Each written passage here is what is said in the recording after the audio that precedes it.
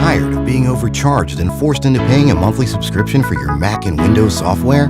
Well, if you are, currently we're having a 50% off discount on all the latest Mac and Windows software, such as AutoCAD, SolidWorks, Photoshop, Microsoft Office, and much more. Our 50% off discount will be ending soon, so be sure to text us "ready to buy" to the number on the screen. Starting pricing for low-end software $100 and starting pricing for high-end software $500.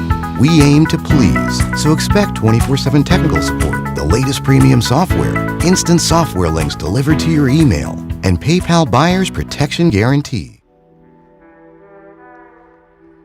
Order yours today to experience all the benefits of Ash Kickin' Natural Body Butter. With skin so smooth and soft, you'll thank us for it. Shop Ash Kickin' online. That's ASHKICKIN.com.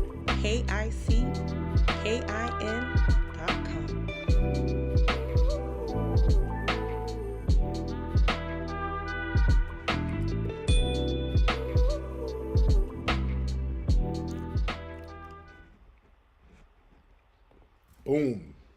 There it is. I'm here. What's going on with you guys, man? How you guys living? Oh, man, I am very late West Coast time, but I'm on time in Hawaii time. I'm in Hawaii right now. That's why I'm on so late right now. And usually, I go on at 7 p.m. That's my call time, 7 p.m. West Coast time. It is. But I'm in Hawaii right now, ladies and gentlemen. Look at. But now that I'm in Hawaii, it's 7 o'clock out here. What time is it in LA right now? Isn't it like 9? What time is it in LA right now? And let me let everybody know that I'm live right now. Let me let everybody know that I'm live right now, ladies and gentlemen. How y'all living, by the way, man? I'm here. I'm glad to have everybody tuning in. Just waiting on y'all to get in the room. Let me start throwing this stuff on social media real quick to let folks know that I'm here, because, you know, YouTube be doing the shadow ban game. Again, yeah. A lot of folks are like, where are you? I'm here. I was on a plane. Me and the family were out here in lovely Maui, doing a little family vacation for the children. The children's spring break. My sons are on spring break right now, and they haven't been nowhere in a while. We're doing a little family vacay. Got the family. My mom's out here with us, so we're doing our family thing. Don't got to make time for the family. I've been so busy doing other stuff, you know, haven't had time to do stuff for the family. Hold on. Okay. Y'all bear with me 1 second. Just letting everybody know on Twitter that I'm live right now. We're going to get right into some game. Am I freezing? And sometimes the Wi-Fi is a little bit janky, so y'all might have to bear with me. Sometimes the Wi-Fi gets a little jank. But y'all got to bear with me. We're still going to chop up some good game as we always do, ladies and gentlemen. And why don't you guys retweet us? It's 10 p.m. on the West Coast? It's that late? Hold on. Damn, is it really 10 p.m.? Because sometimes the time is, because I'm in Maui. Usually I'm in Waikiki. Hold on, let me look at the time real quick. Damn. Hold on, let me look at the time real quick. Let me look at my international clock here. 4 o'clock. Damn. It's 10 o'clock in LA right now. I didn't know that. I did not know that. Damn, I didn't know it was that late. Yeah, it's 7 o'clock here. And it's 10 o'clock in LA. So it's 1 o'clock on the East Coast. Damn. Well, shout out to everybody, man. I appreciate y'all for staying up. Look, man, I really appreciate y'all for staying up. But we here, man. We in here. We're going to chop up some game like we always do. Where's the late night family? The late night family's in here. So anyway, let me get right to it. I'm just throwing everything on social media. But what's up, man? How y'all doing, man? Good to see you guys. Good to chop it up with you. A lot of stuff we're going to cover tonight, even though we're very late. Why don't y'all retweet this, throw this up on your your Twitter. Let everybody know that we're live right now. And, we still going to make it do what it do. I wasn't going to leave y'all hanging without doing a broadcast because there's a lot of stuff that we got to touch on. By the way, guys, shout out to everybody who got the movie American Maroon, still the top selling documentary on Amazon, still doing big things on Amazon. Shout out to everybody for supporting the movie American Maroon. What's going on with the chat? I'm not seeing any movement going on. Hold on. Because I hate sometimes I get into these hotels and condos and the chat is kind of running funny style. Because I can't really see the chat getting down like it's supposed to get down. But we're still going to make it pop off.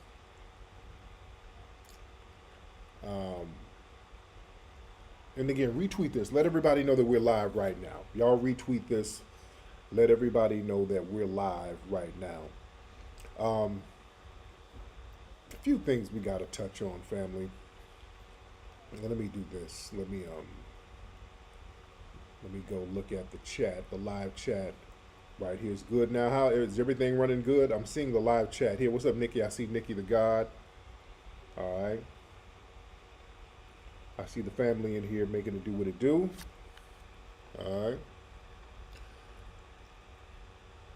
For some reason on here, the chat ain't going. Let me try something else real quick, guys. Let me try something real quick here. Real damn quick, because the chat, I'm not seeing the chat go down. And while I'm talking, guys, don't forget, man, the FBA Expo, that's going down in Dallas. The FBA Expo is happening in Dallas, May 27th. That's coming up in a couple of months, ladies and gentlemen. The FBA Expo, you guys need to be in the building, ladies and gentlemen, for the FBA Expo. Go to FBAExpo.com to get your tickets and be a part of the vending. FBAExpo.com, ladies and gentlemen. What is this here? The best way to burn fat. FBAExpo.com. Okay, I can see this thing. Everything is good. Okay, so now I think I see it here. All right. All right. Germany is in the house. Shout out to everybody overseas. But look. Let's get into some stuff we're going to talk about tonight. And again, I'm in Hawaii right now, chilling with the family. Always lovely in Hawaii. And Maui, I like Maui because Maui is not as corporatized, as Waikiki and Oahu. It's very commercialized over there. Things are extremely modernized, so it's just like being in another part of LA over there on that part of the islands. So it's not as fun. Oahu is not as fun as it used to be. Waikiki, when you go to places like Hawaii, man, you want to check out a lot of the local culture. And then when you go to Waikiki, it's not, a lot of those good local spots aren't there no more. I don't want to travel to Hawaii to go to the Cheesecake Factory. You know what I'm saying? So you have a lot of that stuff going on. And by the way, what's up, Lioness Crown? I see you. Dr. Frances Cress Welsing's sister just transitioned. So RIP to that sister, by the way. Our good Queen Mother, Dr. Frances Cress Welsing, her sister just transitioned. So rest in power to that beloved sister as well. All right. But look. We got to watch out, family. The theme of tonight's broadcast, we're talking about phony grassroots organizations that we got to look out for. All right? We have to watch out for a lot of these phony grassroots organizations that's popping up. There's a lot of these groups that's popping up and a lot of these activists popping up, and we're going to have to start recognizing some of the funny style shady behavior in these groups and organizations. You know what I'm saying? And y'all better recognize who some of these phony ass people are. One sign you can tell that they're phony or questionable, look at how they react to me just out the blue. I'm the test. Because a lot of these organizations that's funded by the dominant society secretly, one of the rules is for them to attack me. They're told by these white benefactors to attack me. And every one of these organizations that got some little funny vibe about me, and I don't even know these people like that, but these people who got this real weird, unprovoked, funny style vibe against me, that should be a red flag right there. All right? When you start looking into these people's behavior, look at the people who have a funny style vibe against me. And notice they don't really have anything popping, or notice they don't get anything done, or notice how they do shit to undermine everybody. Notice that. I want you to look at every single telltale sign of these people. Any of these people who try to instigate some kind of beef with me, one, they never have anything going, some type of unprovoked beef. They never have nothing going. They're either funded by some white benefactor, some white supremacist organization, or some intelligence organization. And they waste a lot of time plebiscite babbling, and when something gets going on, they're the main ones to undermine it. Yeah?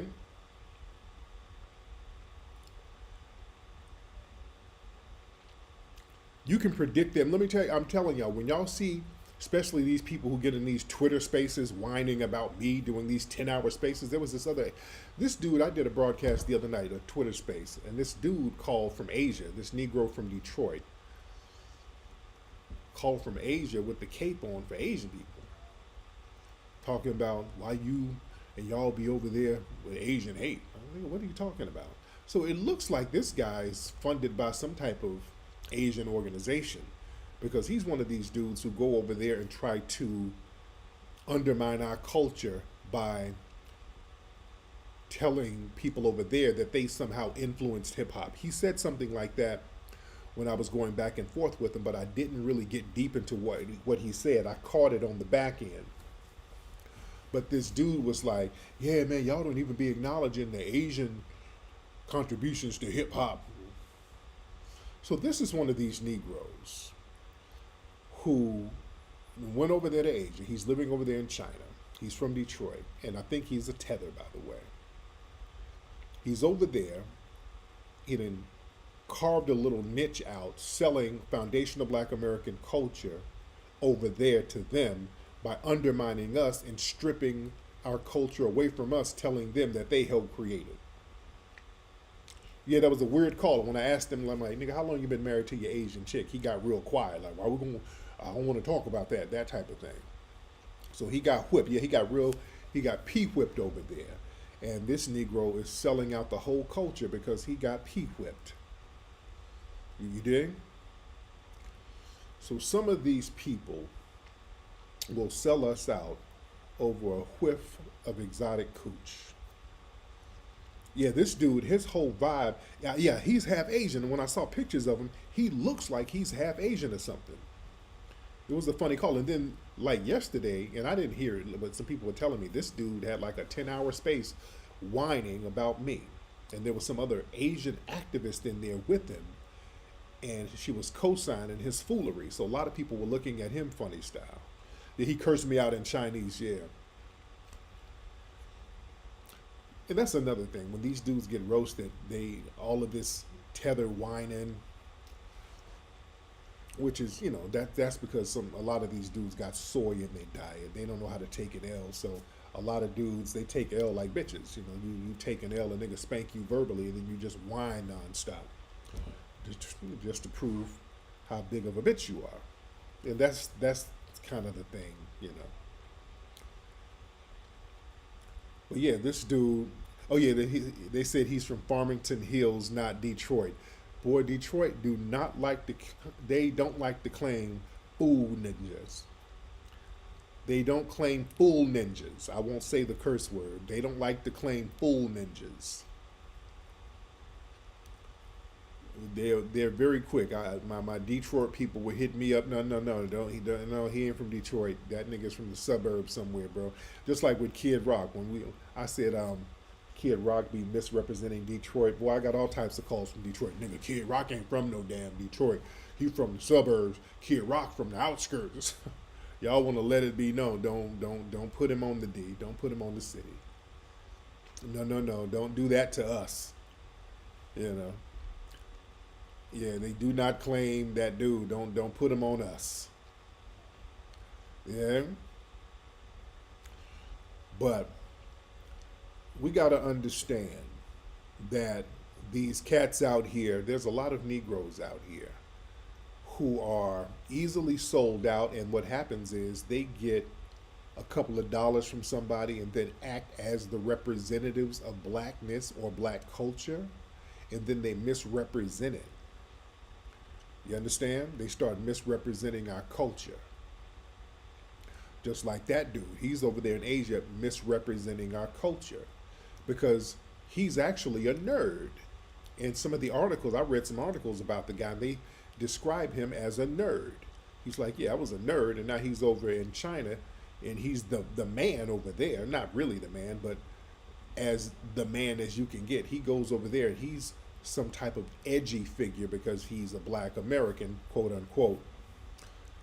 And they look at all black Americans overseas as hip and edgy, not knowing in real life these are fool ninjas. These are straight up busters. These are goofballs. See, that's where I'm going to have to get into the Mac lessons pretty soon. I'm going to have to really start opening up the Mac lessons again so we can address a lot of stuff. The passport bros, because he's one of them passport bro dudes. And shout out to everybody coming in the room so late. I appreciate y'all for staying up with a player. Yeah, he's the hip hop plug. So yeah, you go over there, and any black American who's over there teaching anything about hip hop, you're going to be seen as authentic, even if you're some kind of nerd. Yeah. Just like, look, an Asian person can come over here and open up a karate school, and they're going to seem authentic just because they're Asian. You know what I'm saying? It's that type of vibe. And in the 70s, we thought every Asian person knew karate. That's what we thought in the 70s, remember? Every time we saw an Asian person, we were like, oh, damn, he must know Kung Fu. You know, we thought that, even a nerd. We thought that they were secretly Bruce Lee. You dig? And they think the same thing. When they see a black person, they think, okay, this person's a hip hop expert, a rap expert, a dance expert. They think all that stuff. Not understanding that these are a bunch of nerds who got to go overseas to trick off. See, China Mac is claiming hip hop. Yeah, y'all better watch that. I'm telling y'all better watch it. Y'all see that Asian woman over there in Jamaica claiming that Jamaican culture comes from Chinese culture. She's over there claim jumping Jamaican culture. We have to watch that stuff. You dig? We got to watch that stuff. It's a very serious thing. Now listen, we also got to watch out for all these organizations out here that we think are grassroots, but they're not really grassroots. And this is very true with the reparations conversations that's going on right now.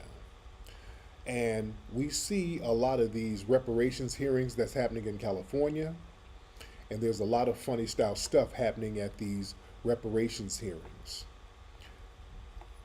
And I'm traveling a lot. I really want to get up there to some of those hearings so that we can get up there and talk the way we need to talk and explain things the way we need to explain things. Now, there are some brothers and sisters who get up there and they talk and they represent, but then they have a bunch of idiots up there from all of these different weird little organizations saying utter nonsense, just up there being very performative and clowning and being very samboish to a certain degree. And that's a problem, ladies and gentlemen. And they had, what are we doing here? What are we doing here? They had some folks up there. Why am I freezing? Okay. Why am I freezing? Sorry about this, guys. Hold on 1 second. I'm freezing. I'm trying to pull something up here. Hold on 1 second. What am I doing here? Hold on, guys. What the hell, man? What the fuck is this, dude? Okay, there we go. Okay. Hold on 1 second, because I got all types of stuff going on over here, man. And okay, what am I doing here? Okay, y'all bear with me for 2 seconds here, man. I'm trying to get this stuff together.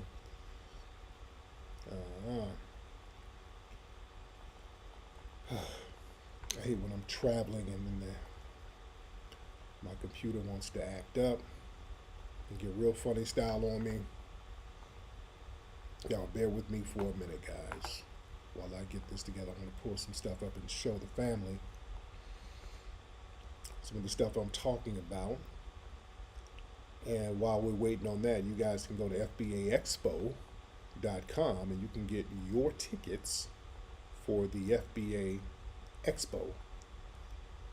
And that is, God damn it, the FBA Expo coming to Dallas. Okay. What is this doing? Okay. There we go. I don't know what was going on. Okay, there we go. All right, I think I'm back in business. Okay. So let me show y'all some of the stuff that was happening at one of the reparations hearings. There was so much foolery going on, and then you had one dude up here with affairs on, and you know what's going to happen when you see affairs. There's going to be plenty of plebiscite babbling. So you had this type of nonsense going on. The fairs came up, and here we go. We're talking about reparations, and we got the whole nation in the world talking about reparations, and then we get this type of stuff up there. Hold on. Okay, good morning. You may begin. Speaking to the mic. Good morning, everybody. My name is Akil Kashif El, and I'm here to put my statements on the record, just a few of them. If the seal and the flag of your nation is not in this court, the laws and the Constitution, if the seal and the flag of your nation is not in the court, your law and Constitution is not represented. Therefore, you have no protection in that court. If you are in love with slavery and injustice, just ignore that statement. Assembly Bill 3121 is civil rights legislation reimagined as reparations for African Americans.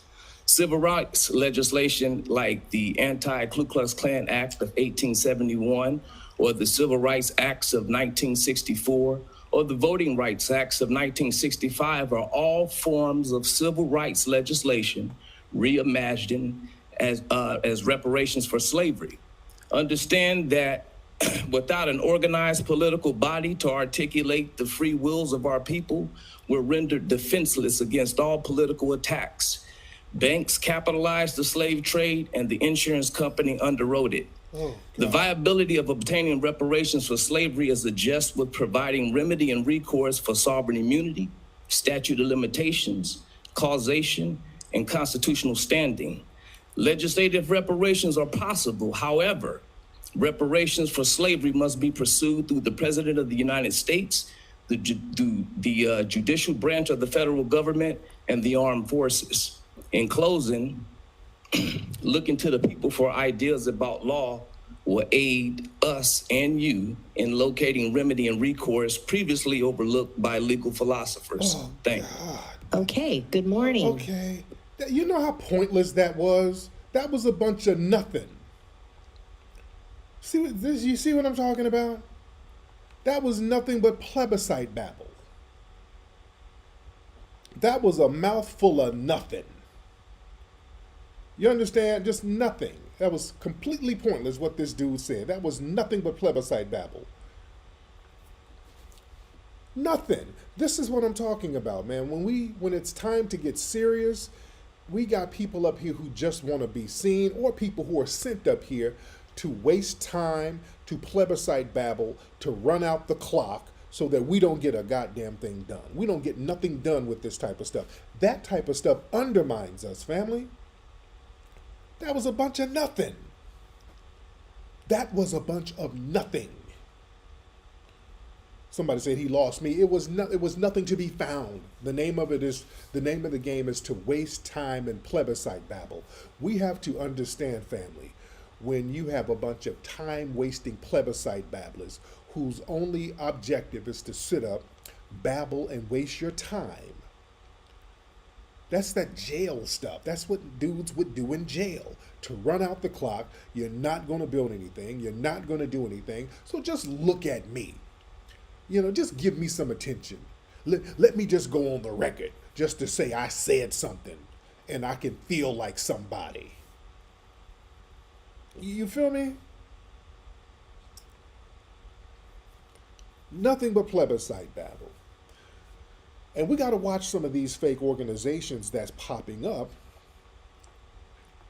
misrepresenting the reparations conversation. There's a lot of these groups who I've been warning people about for a minute when it comes to the reparations conversation. I've been warning people about these folks.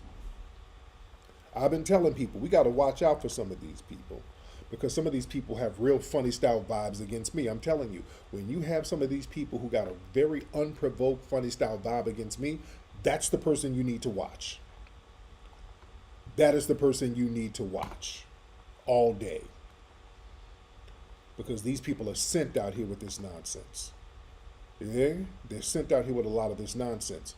And now you have some of these organizations that's funded by the MacArthur Foundation, which is like George Soros and all that thing. Watch out for them. Because a lot of people have been pointing out some of these organizations like Liberation Ventures and all these people who get all of these grants from the George Soros and the MacArthur Foundation. And shout out to my brother Raheem, he showed me some stuff. Cobra, NARC, all of these people are getting all this money from these folks. It's Liberation Ventures. They put up something recently. Liberation Ventures moves $2.2 million to the black-led reparations movement. All right. Liberation Ventures is thrilled to announce our second round of grant making, $2.2 million to support grassroots organizations across the black-led reparations movement. All right.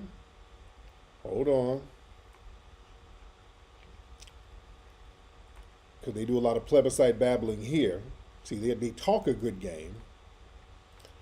They talk a good game, but they're getting a lot of money from the Soros and some of these Democratic shield organizations, New Movement Partners. They're showing some of these organizations they're connected with. Watch some of these names, these organizations that's funded by these wealthy Democrat organizations. All right? Watch some of these names. And this is the MacArthur Foundation. Hold on. This is where they're getting this money from. Our approach to evaluate. Hold on, where is this? Where's that thing? I wanted to find. Hold on.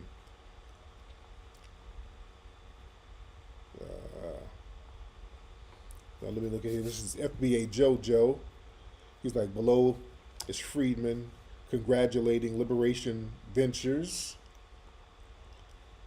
and launching of peoplehood. I've been hearing that term, peoplehood. Liberation Ventures is an organization that gives money to reparations groups around the country, funded by Soros, the MacArthur Foundation, and the Ford Foundation.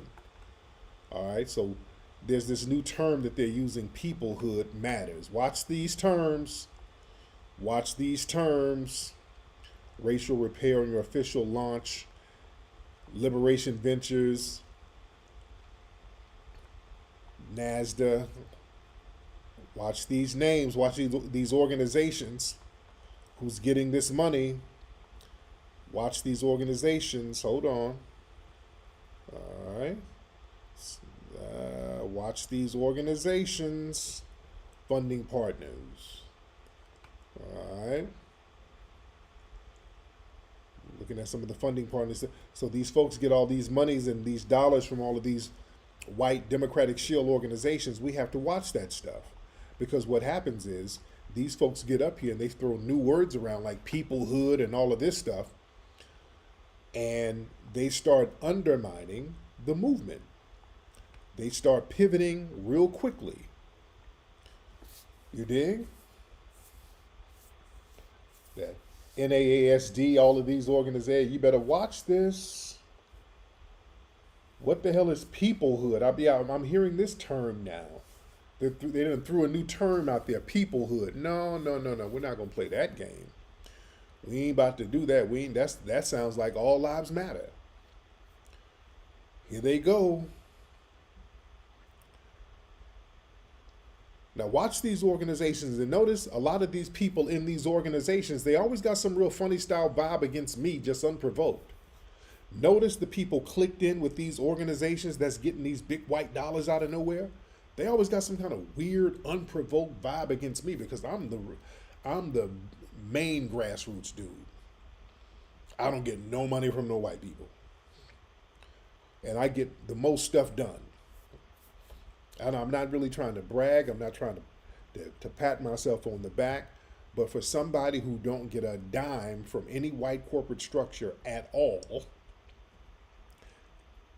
I get the most done on a grassroots level. I'm not popping myself on the collar. I'm not patting myself on the back, but I'm patting my shoulder at least. All right? I will pat my shoulder at least. And let me tell you something. These big money organizations, one of the things when they give these phony grassroots organizations money, they tell them to attack me because I've always been on some grassroots stuff. And y'all remember, I first started getting attacked by these organizations around 2013, 2014. You dig? I started getting attacked by these people just out the blue because this stuff started, they started giving these people money right around the Mike Brown situation. I've been documenting these people for over a decade, man. Right around the Mike Brown murder out there in Ferguson, when I was out there, boots on the ground, with the real activists, I was clicked in with the streets out there heavy, with the real activists. And if y'all remember, some of my diehard family, some of y'all have been around for a long time rocking with me. It was DeRay McKesson, that Netta chick, and some of these phony grassroots activists out there in Ferguson who just started attacking me like crazy because I was out there organizing, getting money out there to people. We were out there for real, getting money out there to the brothers and sisters in Ferguson. We were getting money. And when I got receipts, we were giving thousands of dollars, and a lot of that was out of my own pocket to help the brothers and sisters because of the uprising out there. Some of the stores were closed, so we were hitting up the politicians. Man, here's a stack. Go feed the people in the community. We went down there, had a meeting, an impromptu meeting down there, jam-packed house, had some politicians there. We started organizing people to vote so that we could recall some of those white supremacist politicians, which we actually did. We got some of them politicians out there, out of the paint. So you had DeRay and all of these people just out the blue attacking me, telling, don't be taking no money from him. Don't take no money. What the fuck? Like, we're like, who are these people? Who in the hell is DeRay? Who in the hell is Netta? And then come to find out, if y'all remember, all of these people trying to attack me, and we found out that they were funded by these white Democrats, and they were out there being accused of stealing money, remember? DeRay and Netta and all of them, they were out there, the people, the local people were like, hey, these folks, number one, we don't really rock with them. My niggas ended up slapping a couple of them. My dude, Darren Seal, that was my guy. Darren was my guy, who was the real grassroots brother out there. He never liked them. He was calling them out too. A lot of the brothers and sisters who were boots on the ground, they were like, those niggas don't represent us. We don't know where they came from. We don't know where they came from. So they were calling them out. And in fact, the activists from Ferguson, they went around the country calling DeRay out. That's why DeRay fell off. Because see, what happened was DeRay tried to come up off Ferguson, and that was kind of his come up. That's how he got known, DeRay McKesson. And then he put out a book, and then he tried to go on a book tour, with talking about how he got started in Ferguson and all of this stuff. And then brothers and sisters from Ferguson would travel around the country and blow his spot up. They would show up to his lectures like, hey, man, I'm from Missouri.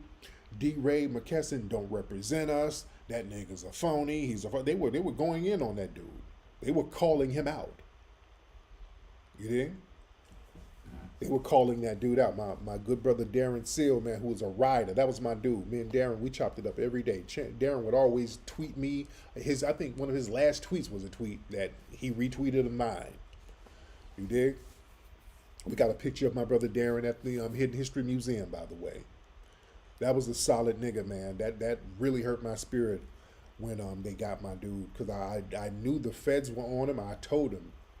I told Darren, man, that broke my damn heart. I told him, I said, dude, they got the people that they got around you. You better get away from them, bro. Dude, they got agents on you. I know these niggas are agents. And my man was like, no, whoopty whoopty. They sing. I said, oh brother, man, and then ended up killing him, man. That pissed me off so bad. Y'all don't understand, man. That really pissed me off. Yeah. So yeah, we got to watch out for all of them. We got to watch out for all of them. And these grassroots organizations that are really not grassroots organizations, we've been calling them out for a while.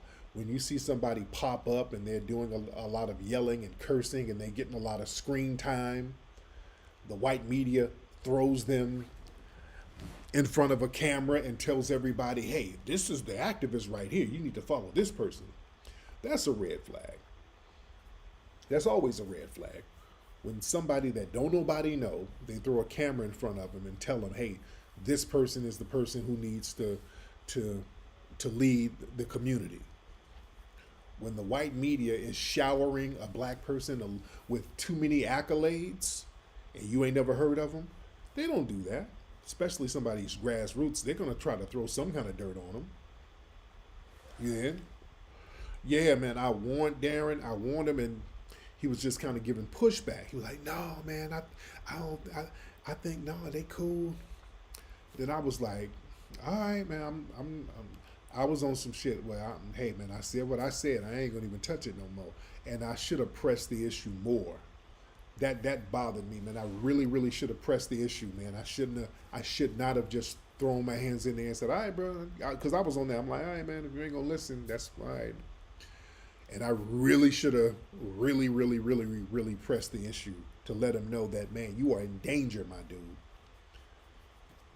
I should have really pressed that issue, man, to really let him know how much danger he was in. So, yeah, that bothered me, man. That really bothered me for a minute. You dig? Yeah.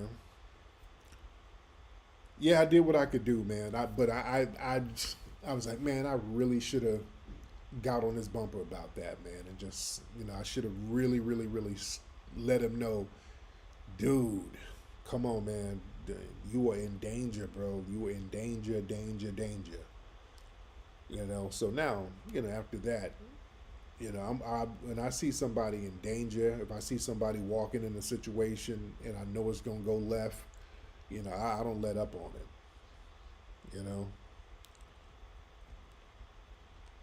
Yeah, man. Yeah, the way they did my brother, man. Yeah, they did him dirty, man.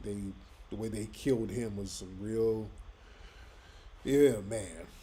They made an example out of him. I think the police wanted people to know that it was them who got him. The way they did it, that was them like, yeah, we did it. The way they did it was just so brazen. What happened to the investigation? Nothing. Nothing. Not a damn thing. Which is, they were trying to send a message. That was a mess. They wanted us to know that they got him. They wanted us to know that they got him. Nothing. You're going to kill a person and shoot them multiple times and then burn up the car. And then you ain't got no leads, no suspects, nothing. Stop it. Yeah. You had to set his body on fire after shooting him. That was a message, man. They were sending a message. Yeah, I know the anniversary of Nipsey's death was a couple of days ago. R.I.P. to our brother Nip. Yeah. So, we go hard, man. We still go hard. We go hard and we get the message out. The point is, I'm saying that to say that these phony grassroots organizations were popping up then, which they've always been around. It didn't start then. I'm talking about the modern wave. These phony grassroots organizations, they've been around since the 60s. They've been around since the 60s. They had a whole bunch of them that was funded by the intelligence agencies and some of these other white benefactors, and they got a group of Negroes to act militant, but these niggas were really on the payroll. So they still do that now. They still do it now. And with the reparations conversation, they see that we're getting traction on the grassroots. They see that we're going somewhere with it. They see that we're going in the right direction with it. So a lot of these think tanks and intelligence agencies, they're sending their minions out here, and the name of the game is to talk a good game, talk like us, but then pivot, but also throw shots at me. I'm telling you, I want y'all to understand. Watch these people who have some kind of unprovoked problem with me. Watch them. They always do some slick shit. I'm telling you, they always pivot. They always pivot. You watch that. You don't trust nobody. If somebody has an issue with me, out of all people, because all my shit is thorough, I come through with everything. And if anybody has a problem with that, usually that's a problem for their bottom line and the organization they work for. You dig? And these Cobras and all these people, these are people who are funded by these MacArthur foundations and these Democratic foundations. That's where they get a lot of money from. So they get money to undermine the reparations conversation. This is what they get money for. They get money to undermine what we're trying to do, ladies and gentlemen. So we got to watch these people. Now, there's the MacArthur Foundation, and a lot of people have been calling them out on a lot of stuff. Let me show y'all some more stuff from the MacArthur Foundation. Right here. Somebody posted this, I think, about a year ago. The MacArthur Foundation is funding a 4-day reparations and racial healing summit in Accra, Ghana, with the goal of creating the unification of transcontinental plan for reparations. Here they go. Transcontinental. Watch those words. Watch these little words they throw in. See, this is what I'm talking about. They'll talk our language, and then they'll throw a word in there. You better watch that word. They created a platform for the unification of a transcontinental plan for reparations. What the hell does that mean? That means all lives matter. We're going to give money to all black people. That type of thing. It will provide an opportunity for various actors on the continent and from the diaspora to commit to redefining strategy, build bridges, oh Lord, that build bridge stuff, and gender trust in the global campaign. They will explore healing approaches from the continent, as well as being a dialogic process that will unpack the role of Africans in the slave trade. It will offer an avenue of defining and agreeing on areas of collective advocacy, and will introduce new approaches for racial communal healing and critical reflections to address various. Let's stop. Oh Lord. Oh Lord, this is that truth and reconciliation stuff. Hold on. Okay, well, look at this. Look at this. With funding,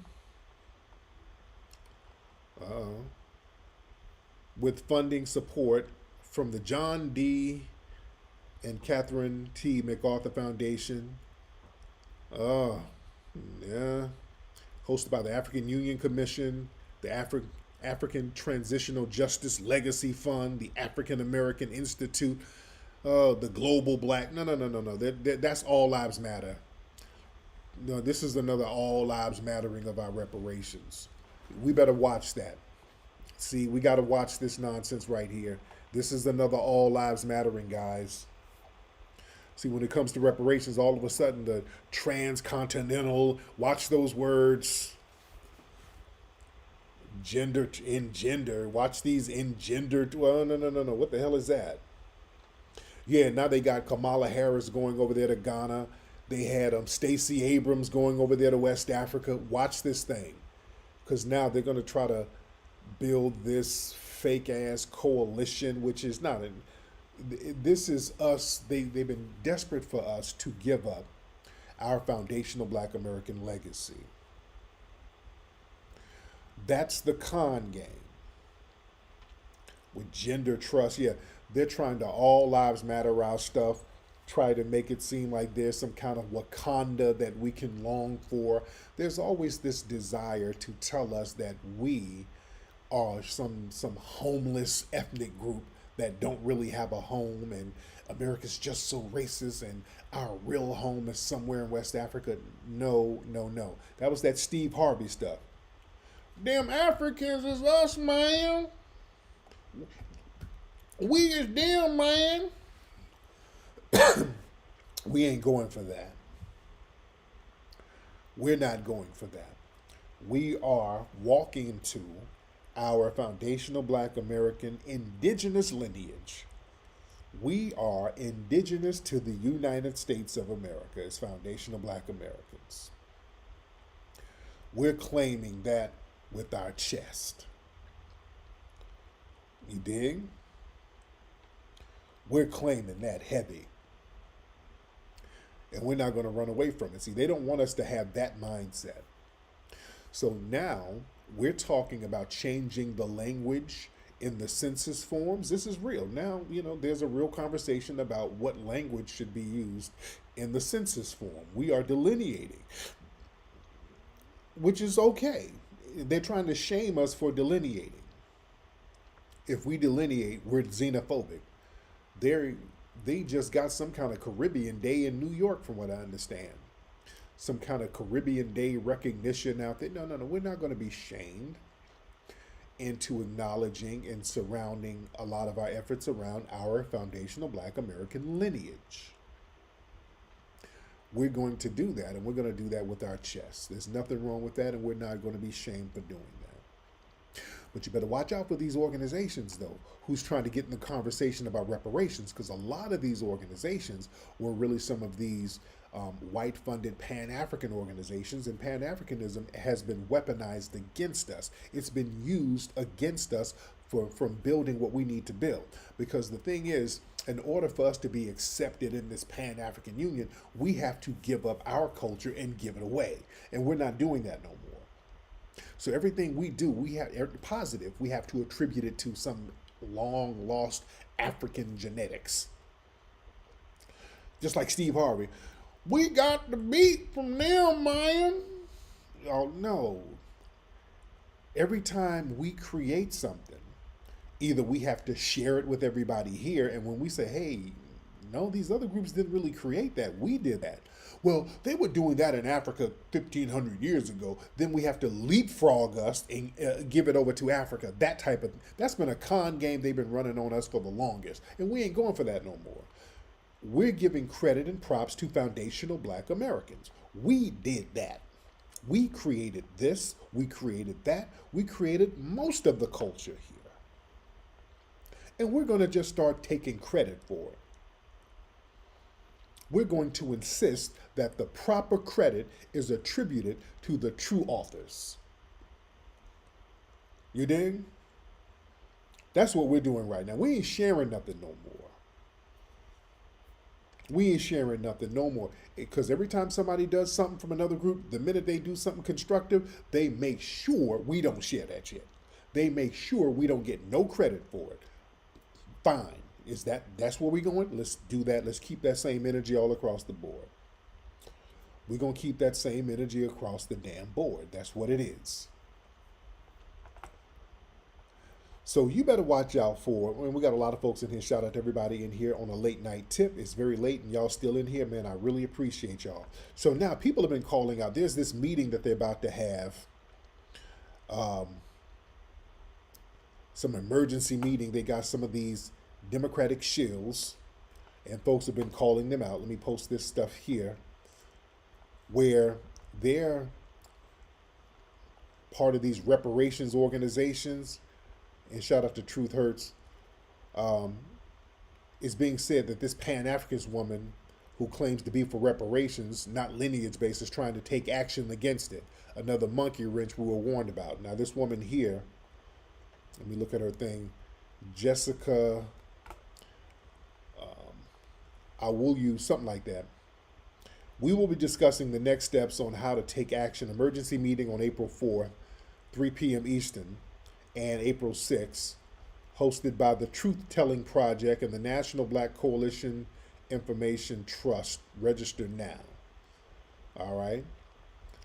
So this woman right here. All right. And their whole thing, well, slavery is not an ethnicity. Proposed changes to U.S. race and ethnicity categories.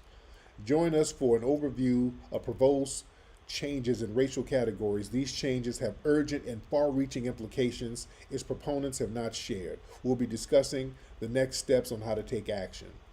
So, watch the language here. So this woman is basically against us delineating.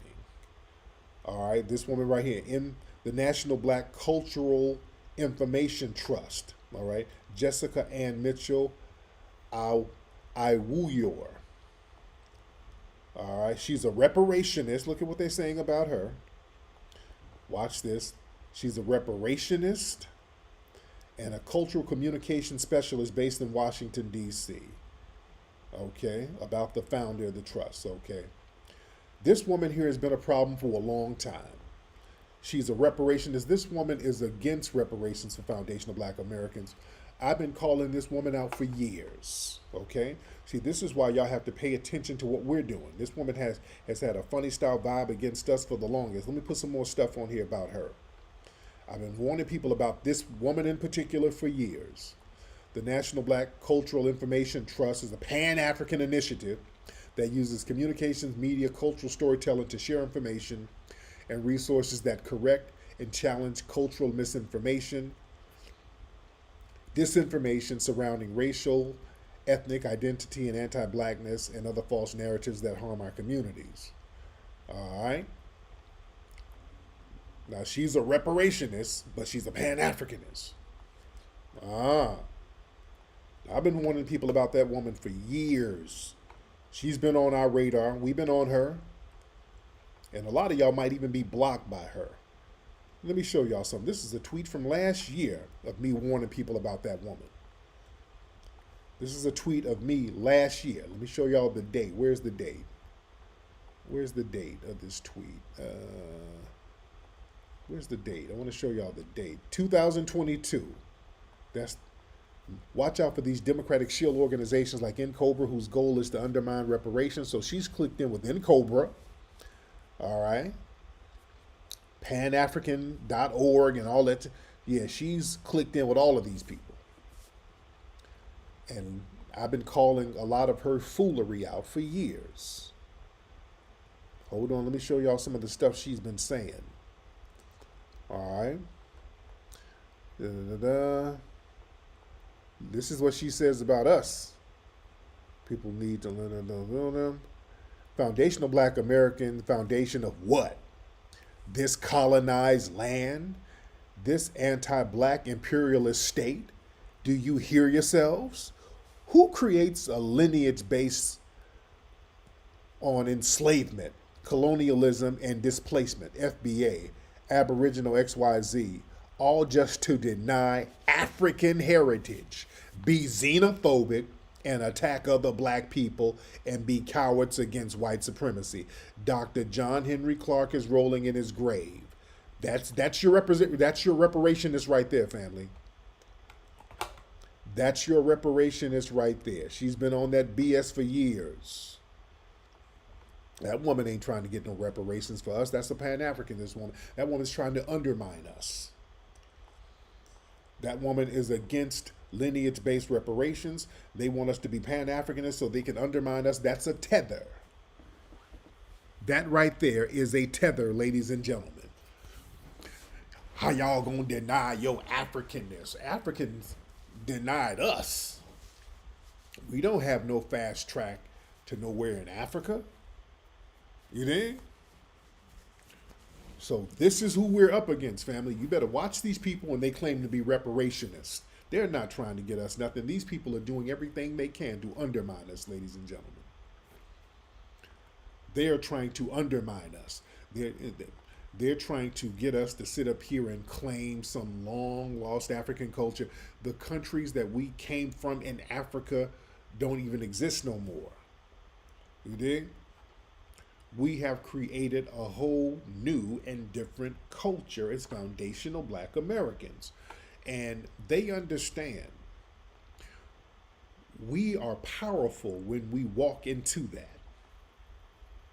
We are a powerful people when we walk into that culture, ladies and gentlemen. We are a brand new ethnic group, a whole new, I won't say brand new, but a whole new ethnic group. We are not lost, and don't let nobody tell you you're lost. Now, the Tethers have been mad at me because I've been calling a lot of their foolery out. And the thing is with the Tethers, now that we're circling our wagons, a lot of the Tethers have to fight on their own, and they're not built to fight on their own. A lot of the Tethers are simply not built to fight on their own. They need us. And when we're telling them to hold their own nuts, they're like, nigga, that is xenophobic, nigga. You dig? Just the thought of them having to step out here and you put in some damn work on your own. You dig? And we're not going for this thing where we're fighting for everybody and then people are turning around undermining us. It's disrespectful. And we fought for everybody long enough. We're not doing a one-sided coalition no more. Foundational Black Americans, I don't want to hear nothing about bridging no damn gap. We have gone out of our way to fight for brothers and sisters in the diaspora, and unfortunately it's been way too one-sided. Like I said I did a broadcast the other day talking about how it was foundational Black Americans who got Mandela out of prison. You know that? It was foundational Black Americans who led the charge on stopping apartheid in South Africa. We were the ones who said enough is enough. What y'all doing to them brothers and sisters over there, that ain't the business.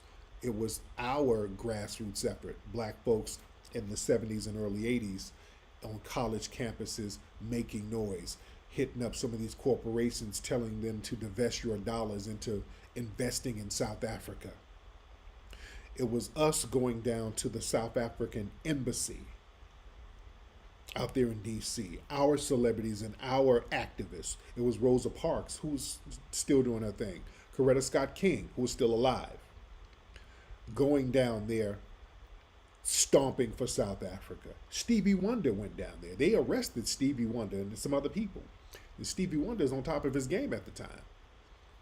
I think this was like 1985. Stevie Wonder was at the South African embassy stomping for Mandela and the end of apartheid, and they arrested a lot of Black celebrities, and Stevie Wonder was one of them.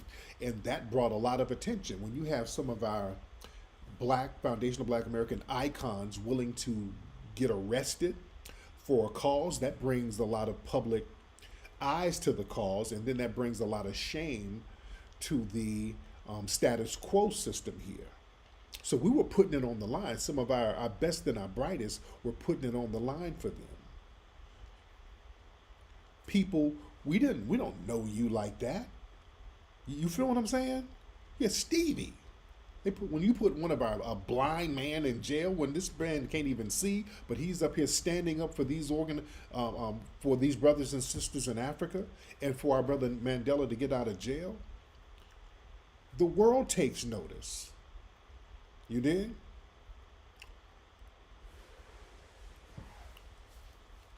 Will some of their artists do that for us?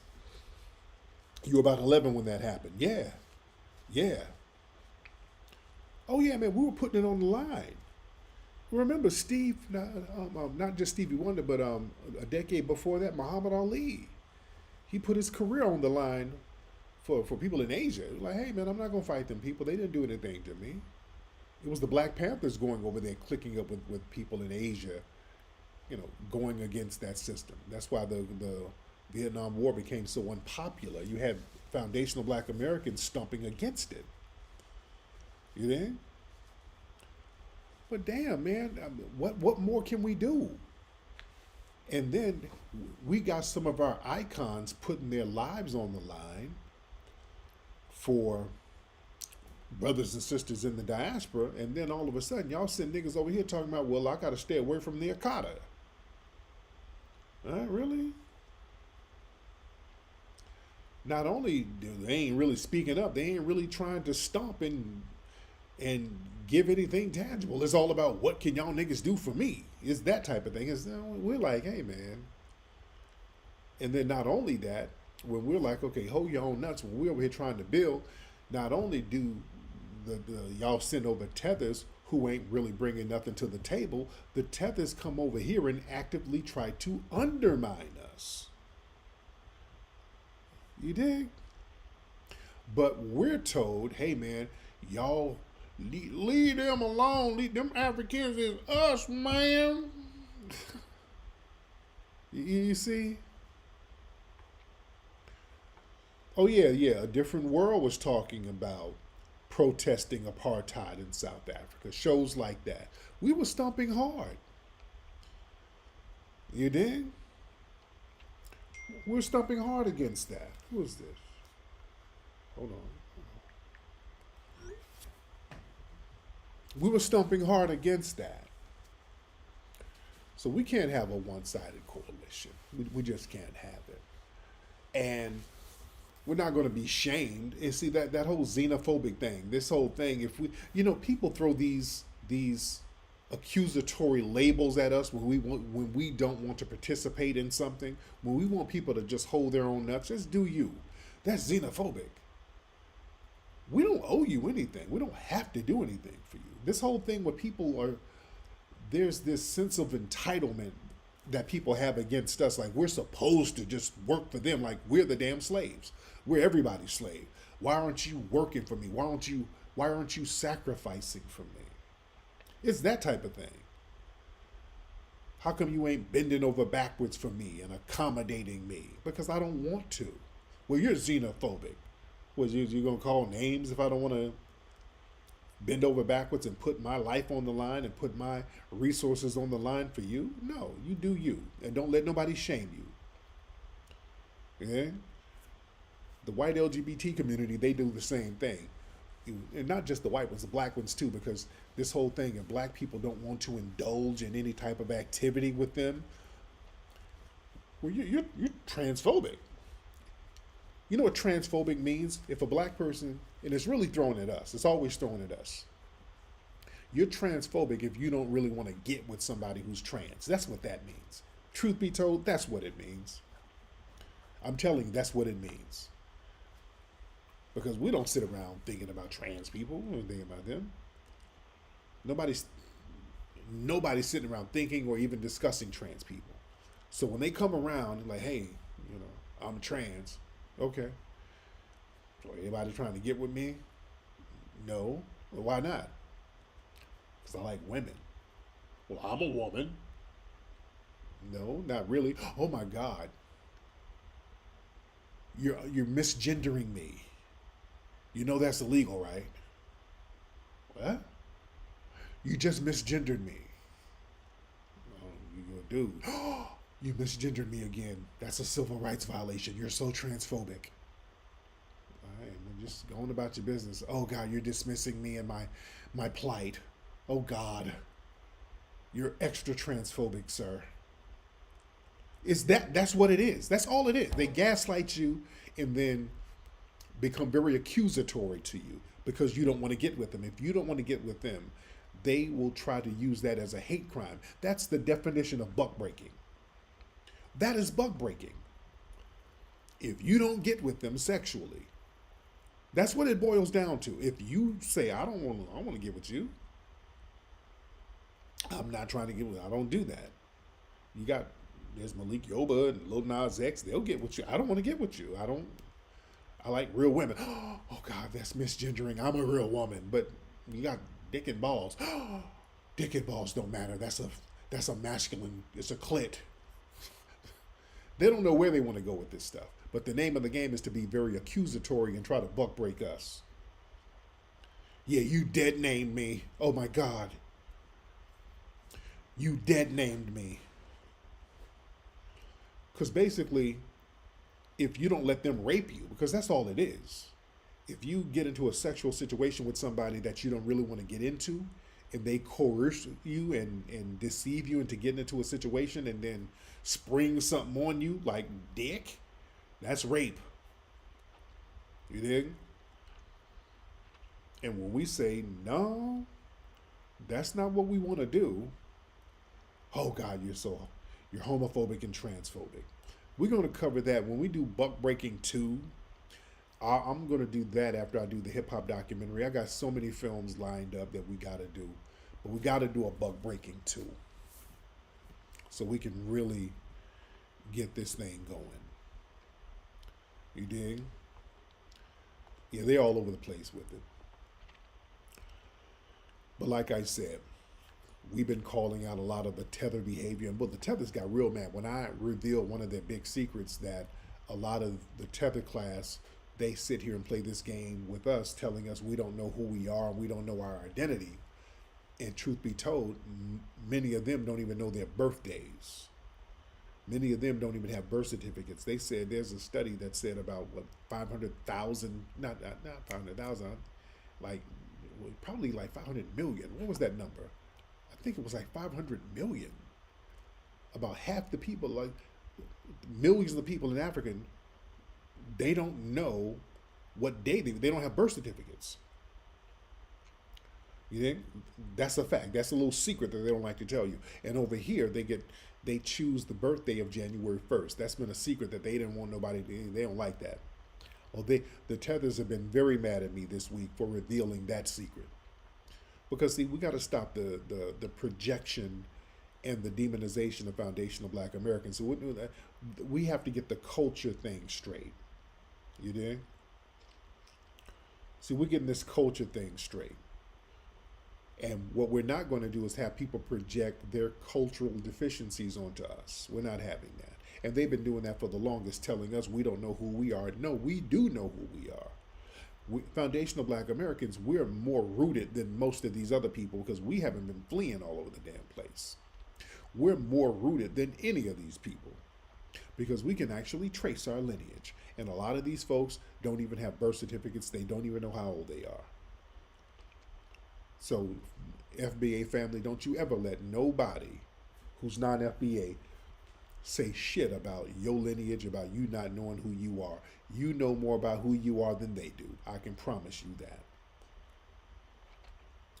And now people are pointing out different stories about how these, especially athletes, we see this with a lot of athletes who come from the diaspora, even in the Caribbean. A lot of these folks who come over here, they don't have birth certificates and they are claiming to be way younger than they really are. I think Manute Bol, remember him?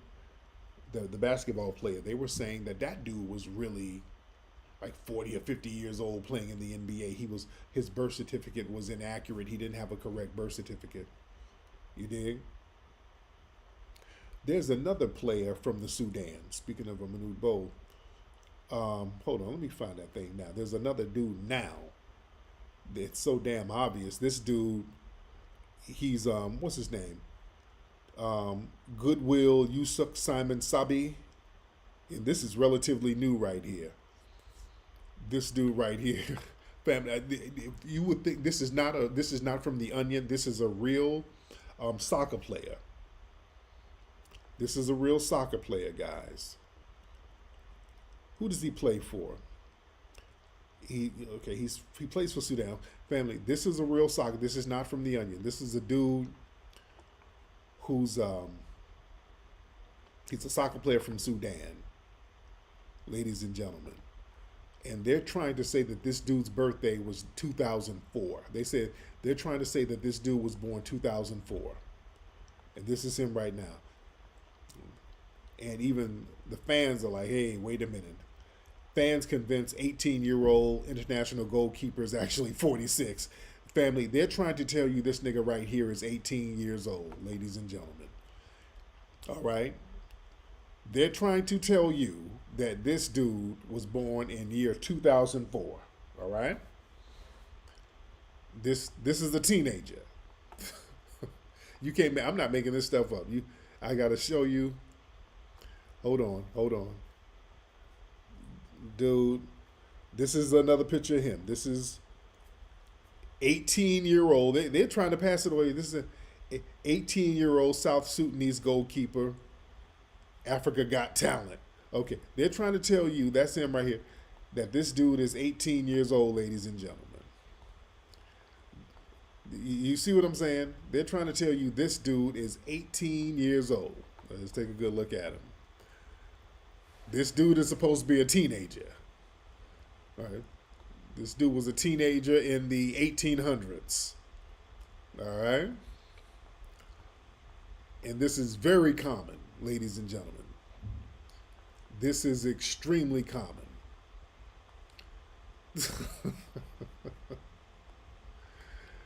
Dude, that's why they get mad. There's somebody, these niggas be old as hell, lying about their age. Y'all, family, y'all do not know how common this is with the tether class. No, that was not a typo. Dude. Y'all Google that. That's a real thing. They're telling you that nigga's a teenager. I told y'all, thought I was exaggerating. These dudes be old as hell.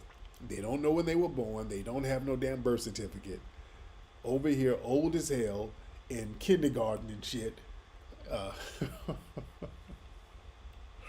Smelling like coffee and work boots. Playing hide and seek. Old as hell. Yeah. Telling you don't know where you from. I wish you would. They know how to talk that to the right ones. Y'all know who to say that nonsense to and not to say it to. You dig? They know who to say that BS to and who not to say it to. So y'all got to check this stuff. Y'all got to check it. But we in here, it's late night and we got almost 5,000 people in here. I appreciate that. We in here making it pop off and do what it do. I like that. The family stayed up and rocked with a player, even though I'm in Hawaii. By the way, folks who are just coming in, I started late tonight because I'm in Hawaii. I'm in the beautiful Maui. I'm in the beautiful Maui, Hawaii right now. And it's on and popping. I love it out here. Nice, good vibe. Do y'all remember that mammy therapist who was on social media demonizing black men, talking greasy about black men, and her goofy ass ended up getting fired, I think? Well, she's back at it. She's back at it. She got a video. Oh Lord, this woman has a video talking about how come nobody's smacking her cheeks? How come ain't nobody giving her nothing? She's trying to get sexual satisfaction. And the delusion. Some people, man, you can't be this delusional. But look, this is the woman here. Let me play this. This is why I got to start getting back into the Mac lessons. This woman here, y'all remember her. All right, so y'all remember her. Now, okay, look at what she got on. She got a ripped shirt that's being held together by a safety pin with a lot of new growth under them braids. So the struggle is real. All right, ain't nobody knocking nobody's struggle, but listen to her talk about how, ain't nobody clapping her cheeks. Hold on. Is it still unclear that I've been trying to get my cheeks clapped this whole time? I've been trying to be yeemed, and it's not working. I just want my shit peeled back from the back. I want somebody to really just dismantle my shit. But I fucked around and started loving myself, and I don't accept the bare fucking minimum. Let me just pause it. Okay. Let me just pause that for a minute. Okay. Let me play that part again. And it's not working. I just want my shit peeled back from the back. I want somebody to like really just like dismantle my shit. But I fucked around and started loving myself, and I don't accept the bare fucking minimum. Hold on, man. Hold on. Let me see. I'm backing this up. I want you to see her hand. Her hands are dirty. Her hands are dirty. Just kind of back up so you can see her hands. Her hands are filthy. I just want y'all to soak all this in. She's there with she looks almost like she's living in her car. She got new growth, dirty hands, dirty fingernails, dirty fingers, and a safety pin holding up a ripped shirt. And she don't want the bare minimum in a man, okay? The whole time. I've been trying to been yeemed, and it's not working. I just want my shit peeled back from the back. I want somebody to like really just like dismantle my shit. But I fucked around and started loving myself, and I don't accept the bare fucking minimum. Fuck! Okay. And there were some people like kind of low key trying to defend this nonsense. They're like, "Oh, why y'all being so hard on her?" This woman is being hard on herself. Listen. You can't be that delusional. Okay, somebody needs to. She looks homeless. No, not even trying to be petty, but listen, somebody's gonna have to talk to you. Ma'am, if you sitting there with the your aura looks stank. She looked like she didn't brush her teeth. You look homeless. This level of delusion, because a lot of this is that woman is on that feminism stuff, and this is what happens at some of these colleges, and when some of these women start listening to some of these white feminists, and these white feminists tell some of these women that, well, you are a step above these black men. And these women start thinking that black men are supposed to have some type of extremely low standards. And that's the thing that a lot of dusty niggas, they help create that stigma where they think that all black men are supposed to have this weird low self-esteem. You can just be anything and we'll still take you, and that ain't true. So this woman is weird and off, and weird and off only works if you are a 7 and up. Ladies, let me talk to the ladies. Listen, you can be weird and off, but you got to be a 7 and above. That's the only way niggas will still kind of get at you. That woman is a strong 4, and I'm being very generous with that 4. I'm being generous with the 4. She's a 4. Out of 1 to 10, she's a 4. And I'm being generous with that 4. I want y'all to understand. I'm not beating up. We're going to talk real. Let's sprinkle a little Mac lessons here. That woman is a 4. You dig? She can be upgraded. You know, she's not an ugly chick. She's not ugly. That's the kind of person you put a couple of dollars in her, you can upgrade her to a good 6. You dig? Somebody said they feel bad. Somebody said a 3.5. I'm being less, 3.5, yeah, but I'm being liberal with the 4. I'm being very generous with the 4. She's a 4. And you can't be weird and off in a 4. You dig? You can be a 7 and a little weird and off, because, okay, I can still fuck on this chick. At least she's crazy as cat shit, but that pussy is fire. It's that type of thing. We've dealt with some off chicks before who kind of look good. You know, you can stick around with a chick who's kind of off, who looks good, who's a 7. Okay, 7 is somebody who you can kind of take out and kick it with. That's somebody you can rock with in public, and, you know, you can rock with a 7 publicly. You can't rock with a 4 publicly. You dig? So if you're a 4 and you're weird and off, that's giving crackhead. You dig? It's giving a crackhead energy. That's what you look and act like. And don't nobody want to be seen with somebody who's the equivalent of a crackhead.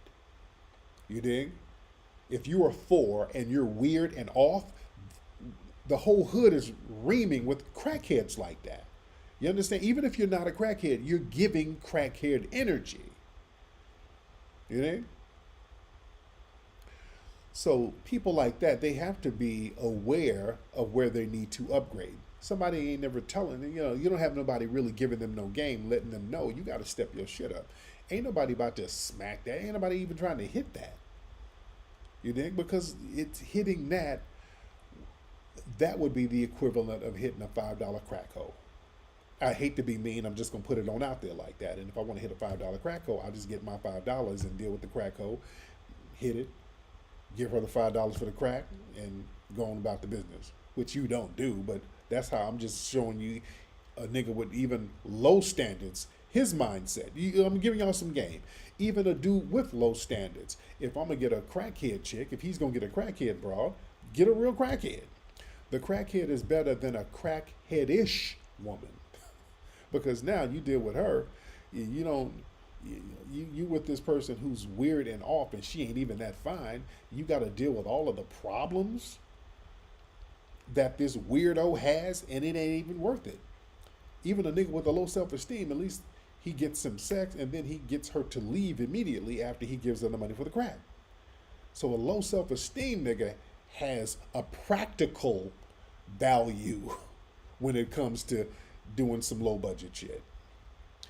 Men of all, backgrounds and social economic standards, they want to be practical. Men do things that are practical. You dig? Even if you're a desperate nigga, you still going to be practical. A desperate nigga still has to get up and go somewhere the next day, You got to do something the next day. You got to go to work the next day. So even if you do some low self-esteem shit, you still have to be practical. You don't have time to be dealing with somebody who's off their damn rocker and they ain't even fine enough to deal with that. You dig? You see? She's a femcel. Yeah. She's a weird chick who didn't step it up. Then went to them feminist classes, and this is one of these women. She went to college and been around them white feminists, and they told her, "Oh, you don't have to doll yourself up for no man. You the one. You don't live for a man. You ain't gotta shave. You ain't gotta shave under your arms." That type of stuff. That type of nonsense. And she might have tried studding it out for a minute, and a lot of women who ain't really studs to the core. That kind of falls by the wayside because y'all deal with them studs and they have worse problems too. A lot of these women, what they try to do, they say, fuck these dudes, let me go get me another chick. And then you see the chick is trying to act like the worst representation of a man. You dig? So she's like, well, shit, I might as well get a damn dude. Because you go out here and get a stud, and the stud is trying to act like a dude, and she's acting like the dustiest dude she can act like. So she's basically acting like a dusty nigga with a strap on. You dig? You see what I'm saying? So a lot of these women, they try to go the I don't need no dude route. So you get somebody who's a substitute dude. You're like, well, shit, I might as well get this dude somewhere. Oh, yeah, and some of them studs, they are worse. You dig? And then them studs be beating up on your ass. And that's another thing, ladies. You think you're going to go out here and get a stud. See, the thing is, you ain't got no protection from no stud. What happens is, see, listen, this is what happens. Y'all sit up there and let these white feminists tell you, oh, you don't need a man. A man ain't shit. A woman can satisfy you just as good as a man. You're like, oh, yeah, you know what? You're right. A man ain't going to protect you. It's girl power, sister girl power. And see, what happens is you go out here and get one of these studs, and these studs, you date now, and the stud get jealous, and that stud start whooping on your ass. And what happens is when one of these studs whoop on you, you can't really go to the police like that. Like with a dude, if a dude jump on you, you can say, hey, domestic violence. Oh, you ain't supposed to hit no woman. A man ain't supposed to hit a woman. So you got certain protections. Studs know you don't get protections like that when another woman jumps on you. It's like a cat fight. You dig? So the studs don't get the same kind of punishment if they jump on your ass. So, you come home to that angry stud, and that stud, again, she's trying to be like a dusty nigga. So you come home 5 minutes late, she can like, why you coming in late? I done had extras. I had some schoolwork, and then she take that strap on off and start busting you in the head with it. Bitch, you get home on time. Boop, boop. Damn, Dana. Studs always have them unisex names. Damn, Dana. Why you beating on me, Dana? Ouch, Dana. So Dana the stud is beating up on you. Yeah. So Dana the stud is beating you with a strap on. Ouch, Dana. And then you try to call the police after Dana done whoop your ass. Dana got on a do-rag and a wife beater, a pants sagging. Bitch, didn't I tell you to get your ass in the household? You gonna respect me like a man. Damn, Dana. So then you call the police on Dana, and now that Dana know the police coming, so Dana go in the bedroom before the police come, and she done put on a sundress and some flip-flops and some Fenty makeup and some rouge and some lip liner. And she took the do-rag off and flat ironed her hair real quick. So now the police come, and it's just two bitches. And now Dana done softened up, right? It was a misunderstanding for me and my friend. And okay, you ain't in no danger. It's just two bitches. That's what the police say. They say it's just two chicks having a cat fight. Get out of here.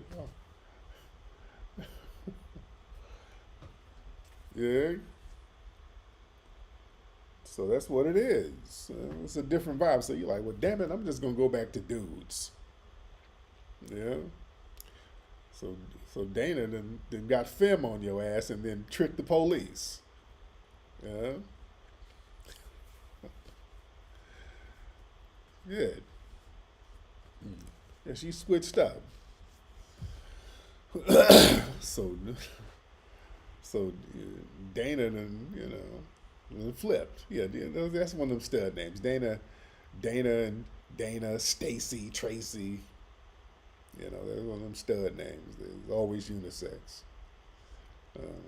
Then studs hit you with no visible marks. And it's embarrassing. You're embarrassed to tell on Dana. You don't want to tell the police, well, she beat me with a strap on. Well, they're writing it down. So, now what did Dana do? She beat me. Well, I don't see any visible marks. Where are the marks? You don't really see them. The marks are internal. What did she beat you with? A blunt object. What was the blunt object? Was the strap on? Pardon me? It was what? Dana beat me with a strap on. Okay. Was the strap on already visible when the assault happened? No, she had it on and then she took it off. Did you previously have any contact with the strap on before? Yes. Yes, I did. Was the strap on used on you at any moment before this incident, ma'am? You got to start telling all your business. Well, I don't want to press charges no more, officer. What color was the strap on? Just so we can put it into evidence. What color was it? It was a Caucasian strap on. Really? Caucasian strap on. Okay. What material was it made out of? I think fiberglass.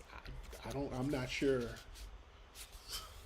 So you got to sit here and describe a strap on to the goddamn police, and you feel like a big ass clown. You're in your mind like, damn, I should have stayed with a nigga. I should have stayed with these niggas. I could have been dealing with niggas instead of dealing with this bullshit right here. Damn, I'm about to go back to dudes. Yeah? You thinking about it. You thinking about this shit. You don't want to sit up and tell the police off that. Let me go back to dudes. Yeah. At least the dude ain't going to be beating me with a strap on. Yeah. A lot of information that you got to give. Yeah. Yeah.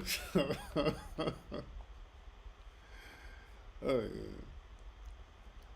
There's gonna be fingerprints. Oh God! Just stop Morgan. So yeah, you got to tell all your business. There's a whole police report that's gonna be public record of you having a strap on used on you and then beaten. And got beaten with it. So that's embarrassing. You don't want that. You don't want to have that. Yeah. Man. But anywho, guys, by the way, man, y'all come to the museum this week, man. Y'all can come. We're selling the American Maroon Blu-rays. You can get the American Maroon Blu-ray, ladies and gentlemen. You can get we got some autographed American Maroon posters. You can get the FBA Race Baiter book.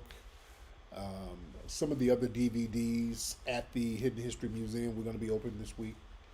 And we're going to have our comedy night happening at the Hidden History Museum. We're going to be doing a weekly comedy night. We're trying to figure out how we're going to do the poetry night. We're going to have it popping. We're just going to have the museum popping on a regular basis. And the Tethers are mad. The Tethers, they've been whining and complaining about the success of the museum. Their white benefactors, the intelligence agencies have told them to just, make up bad faith arguments about the museum. So the newest bad faith argument, oh nigga, it is a club. Oh, the museum is a club, because it popped off too much. First, they were saying that the museum wasn't going to pop off. They said that we weren't going to get it done, and we got it done. And now that it's so popping and it's so lit, now it's like, well, it's too lit. Y'all just got it like a club. So somehow that's a scam. And that's just another bad faith argument. The Tethers are upset because they can't get in. The museum opened 11 to 4. This week, 11 to 4. So, yeah. But, yeah, we got the museum popping.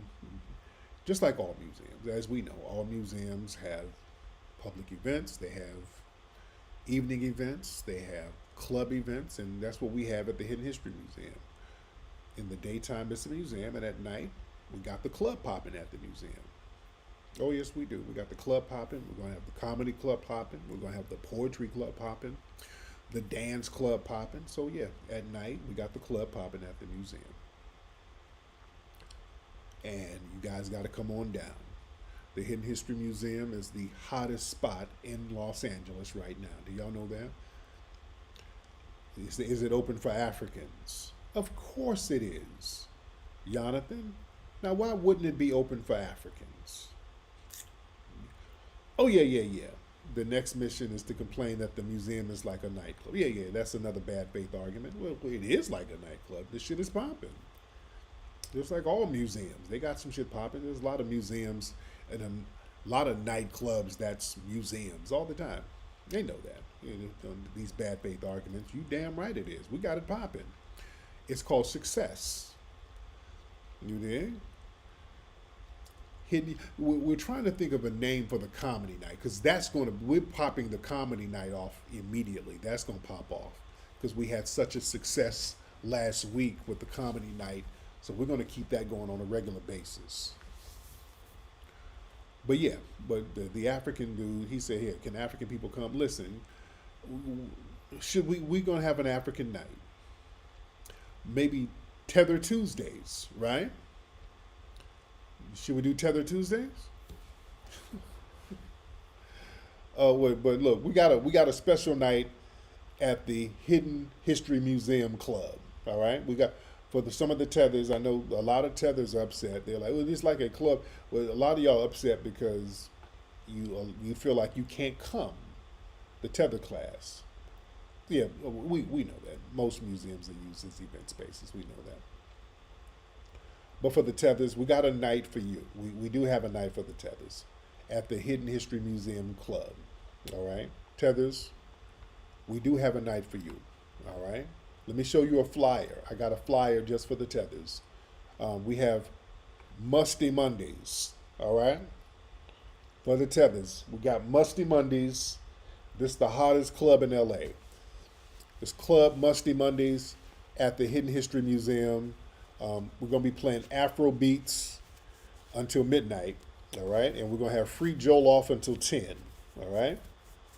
So, yeah, the tethers, don't be upset. You know, it is like a club. Yes, it is like a club, and you're cordially invited to Musty Mondays, okay? Y'all come on in and enjoy yourself on Musty Mondays, and the Joel off is going to be flowing, all right? Y'all come on down to the club, Hidden History Museum. It's going to be popping. Y'all come on through. Don't be upset that you can't get in. Come on down to Musty Mondays. Yeah?